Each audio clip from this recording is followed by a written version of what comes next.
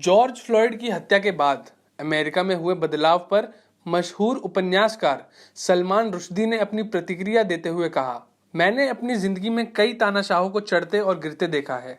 आज मैं इस अप्रिय नस्ल के लोगों की पिछली पीढ़ियों को याद कर रहा हूँ। भारत में जब 1975 में इंदिरा गांधी चुनाव में गड़बड़ी की कसूरवार पाई गई तो उन्होंने देश भर में इमरजेंसी लगाकर मनमाने अधिकार अपने हाथों में ले लिए। इमरजेंसी तभी खत्म हुई जब इंदिरा गांधी ने चुनाव कराए। उन्हें यकीन था कि उनकी जीत होगी, लेकिन उनका सफाया हो गया। उनका अहंकार उनकी हार की वजह बना। मैंने ये कहानी अपने उपन्यास मिडनाइट चिल्ड्रन में एक हिस्से के तौर पर रखी है। 1977 में पाकिस्तान में जनरल जिया उल हक ने प्रधानमंत्री जुल्फिकार अली भुट्टो का तख्ता पलट कर दिया और 2 साल बाद उन्हें फांसी पर चढ़ा दिया। ये काली कहानी मेरे उपन्यास शेम का हिस्सा थी। मेरी जिंदगी के हालात ऐसे रहे हैं कि मुझे तानाशाहों की दिमागी बनावट काफी हद तक समझ में आती है। वास्तविकता से दूरी, चापलूसों से प्रेम और सच बोलने वालों को लेकर गहरा संशय, जनता में अपनी छवि को लेकर सख्त, पत्रकारों से नफरत, एक अनियंत्रित बुलडोजर जैसा रवैया, ये कुछ विशेषताएं हैं जो हर तानाशाह में पाई जाती है।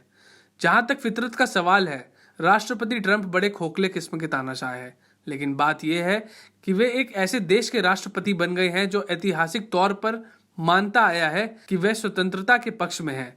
हालांकि यह हमेशा सही नहीं रहा। अब तक रिपब्लिकन पार्टी की मिलीभगत से उन्होंने देश पर कमोबेश बेलगाम तरीके से ही राज किया है। अब चुनाव सर पर है, ट्रंप अलोकप्रिय है और उनके पास चुनाव जीतने की कोई रणनीति दिख नहीं रही। अब अगर इसका मतलब ये है कि जीतने के लिए अमेरिकियों की आजादियों को भी कुचलना हो तो उन्हें खास परवाह नहीं होगी। मैं अमेरिका में 20 साल से रह रहा हूँ। पिछले 4 साल से उनका नागरिक हूँ। अमेरिकी नागरिकता लेने के पीछे की एक सबसे बड़ी वजह यह भी थी कि मैं स्वतंत्रता के उस विचार की बहुत सराहना करता हूँ जो अमेरिकी संविधान के पहले संशोधन के मूल में है। संविधान के प्रति ट्रंप का सम्मान जग जाहिर है। मैं उनको याद दिलाना चाहूंगा कि संविधान का पहला संशोधन दूसरी बातों के अलावा यह भी कहता है कि कांग्रेस कोई ऐसा कानून ना बनाए जिससे अभिव्यक्ति की या प्रेस की आजादी में कमी हो या लोगों को शांतिपूर्वक जमा होने, सरकार से शिकायत करने में कोई बाधा हो। ट्रंप के नकारेपन की वजह से महामारी ने अपनी पकड़ मजबूत बना ली।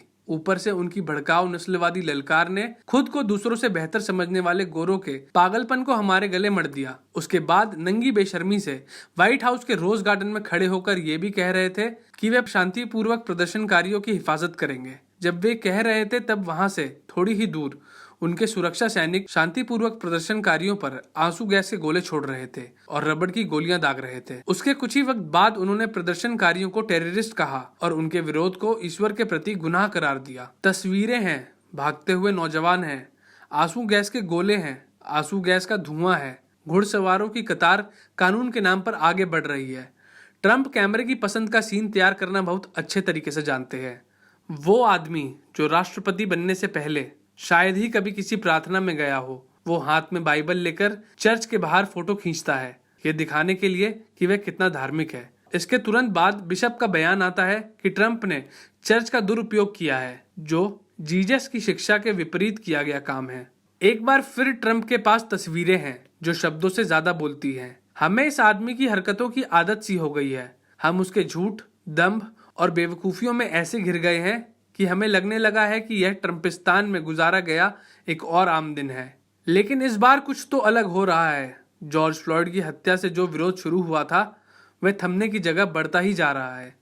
व्हाइट हाउस में बैठा आदमी डर गया है। एक बार तो वह बत्तियां बुझाकर भूमिगत बंकर में ही छिप गया था। ऐसा आदमी ऐसे हालात में और कर भी क्या सकता है। अगर ट्रंप को चंद अपराधियों की करतूतों की आड़ लेकर गोरे अतिवादी घुसपैठियों की मदद से गरिमापूर्ण विरोध प्रदर्शन को तहस नहस करने की छूट दी जाती है तो ये उन्हें तानाशाह बनने की तरफ आगे बढ़ाएगा। वे अमेरिकी नागरिकों के खिलाफ सेना के इस्तेमाल की धमकी पहले ही दे चुके हैं। ऐसी धमकी पूर्व सोवियत संघ का कोई नेता शायद दे सकता था, लेकिन अमेरिका के नेता से ऐसी उम्मीद कोई नहीं कर सकता। मैंने अपने अगले उपन्यास में मौजूदा दौर को अब कुछ भी हो सकता है दौर का नाम दिया है। मैं कहता हूँ, अमेरिकियों खबरदार, ये मत समझो कि तुम्हारे साथ ऐसा नहीं होगा, तुम्हारे यहाँ ऐसा नहीं होगा, क्योंकि कुछ भी हो सकता है।